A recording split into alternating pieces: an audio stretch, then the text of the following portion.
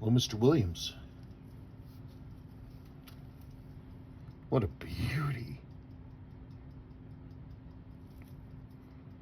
Always when I look at these, especially an early one, a proof one like this, to see that really tight color match between the indicator ring and the dial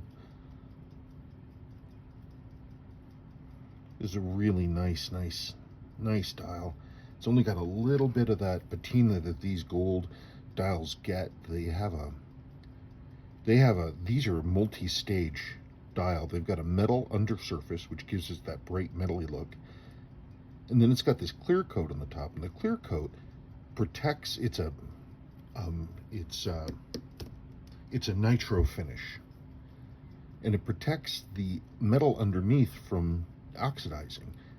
Where the thin coat, sometimes these get really thin, and you get oxygen can make it through, and then you get these dark pigmentations, especially right here, because the dial goes whoop whoop whoop, and there's a sharp transition right here, and so the nitro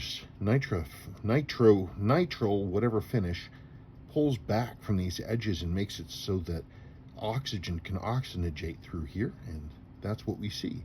Sometimes they just come out and they're really just like, they look like a Dalmatian kind of spotty thing. In fact, I think I've got one. Hang on. This is out of my parts drawer. It's not complete, but it is a proof dial. Look at that. That's what I'm talking about. I actually dug out another one too. There we go. This is a later one.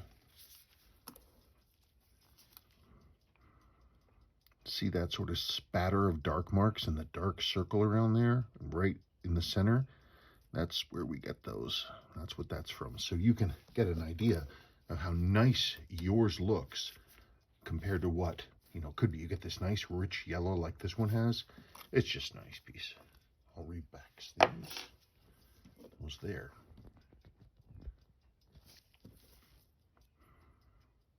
Your Lume looks great. It's a little darkened right there. I can clean that up. The rest of your dial Lume looks super nice. Indicator ring works as it should.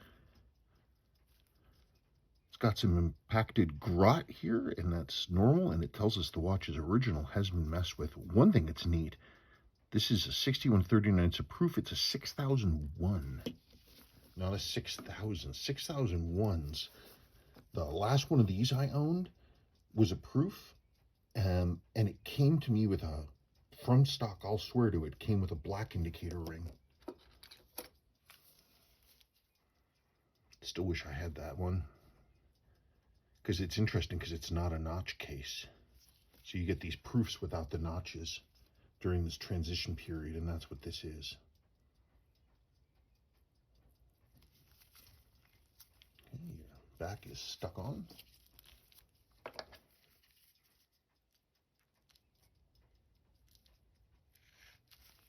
A little.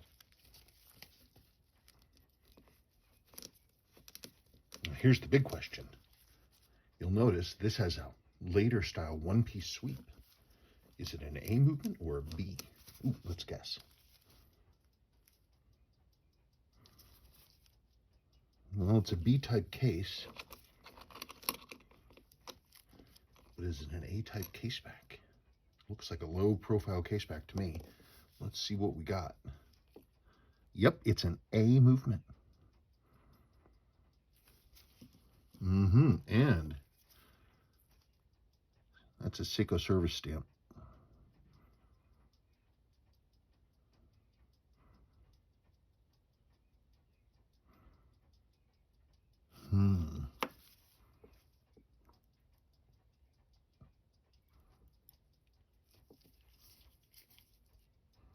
Okay, if we hadn't seen that Seiko service stamp, I'd be like, well, maybe it came out this way, but I still don't know. It might be, it might not.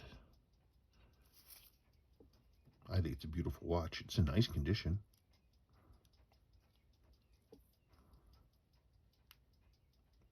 Winding bridge is tight. We don't see any hits to the top of the winding or the chronograph bridge. This looks like a nice watch.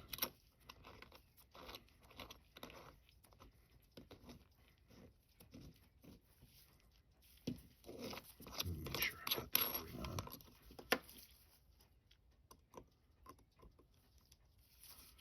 Okay. So that's always interesting. We've got an A movement, an A caseback in a B case with a B sweep hand.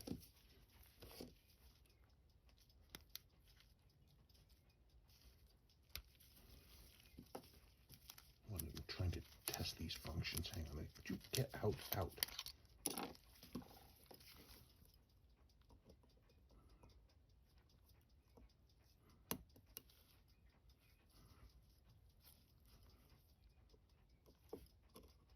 Wait. Why isn't that button moving? Oh. That's why we test things. You're missing a pin right here. There's supposed to be an axle that resets right here, and yours is missing. So at a minimum, I'm going to have to try to replace this lever. Means restaking it to this plate.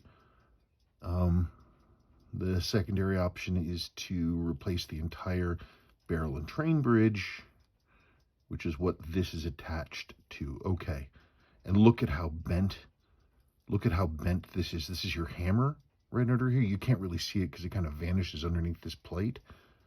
But see the tip of your hammer? See how it's bent right there?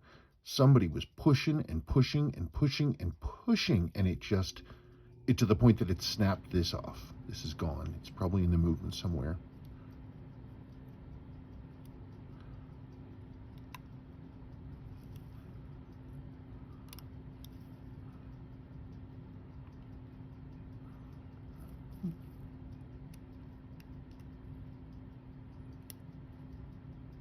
Yeah, okay.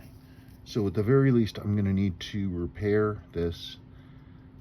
And, I mean, the hammer, and then I'm going to have to deal with either replacing this entire lever, I should believe I have them, or plan B, replacing the entire barrel and train bridge. Hopefully you don't have to do that. But we've definitely got our work cut out for us in terms of an unusual fix.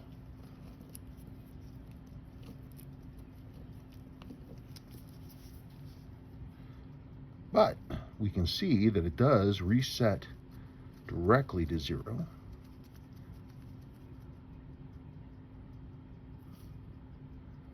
So that's good. Well, at least we know what we're up against.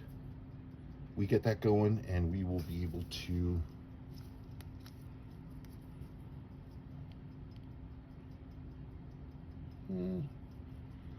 your cannon pinion feels a little light, like it's not really gripping 100%.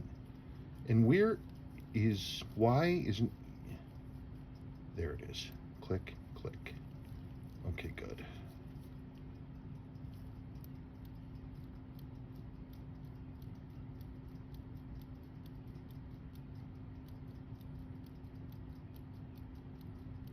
Yeah, no problem.